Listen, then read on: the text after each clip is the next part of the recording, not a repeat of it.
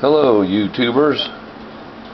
This video is about people that have SG with P-90s and they want to change over to the P-100s, and they're having issues with the pickup not fitting in the cavity because of the extra coil. It's a little too tall. Well, I found a remedy for that.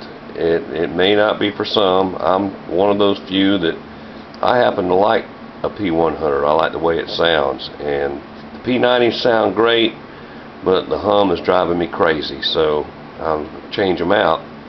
Well, I found when I installed the back pickup, it was still a little too high. So to remedy that, I changed over and got some standard humbucking screws. This is the P-100 screw. You can see this a little longer. You look over here, I've installed 3, and it makes it flush. The bottom of the pole piece screw doesn't stick out, so it gives you a little more clearance. Well, installed there, it worked perfect. I even used a couple of Strat springs, tensioner springs, because they could be tightened down a little lower and still feel pretty stout.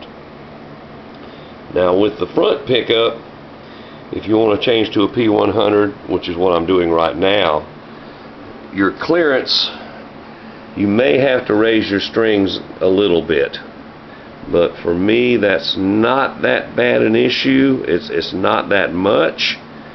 I play slide a pretty good bit, and so I kind of run a higher height on my strings anyway. So what you do basically is replace your pole piece screws with standard P-90 humbucker pole piece screws and slap her in. Now on these newer SGs, they've got a metal plate there, and I suspect that some cavities may be a little shallower and some cavities may be a little deeper.